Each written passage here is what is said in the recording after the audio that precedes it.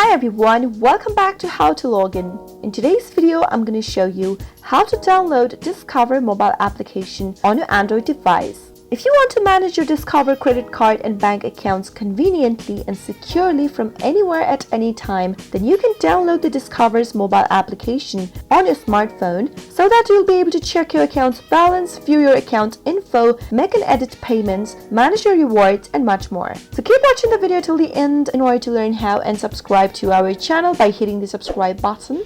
Also press the notification bell icon so that you'll never miss another update from us. Start off by going to your Play Store. Go to the search box at the top and type in Discover Bank and make a search. You'll be able to see the application displayed in the search result. Tap on the install button right next to the app to begin the downloading process. While downloading an application, make sure you're connected to a strong internet. Soon after you're done with the download and installation, you should see this open button right next to the app. Tap on the open button to launch the app open. And there you have downloaded the Discover mobile application on your Android device. That is how it is done. I hope the tutorial was helpful to you. If it was, go ahead and give us a thumbs up. Comment down in the comment box if you have a question or a feedback for us. I'll soon be back with more tutorial episodes again. Thank you for watching.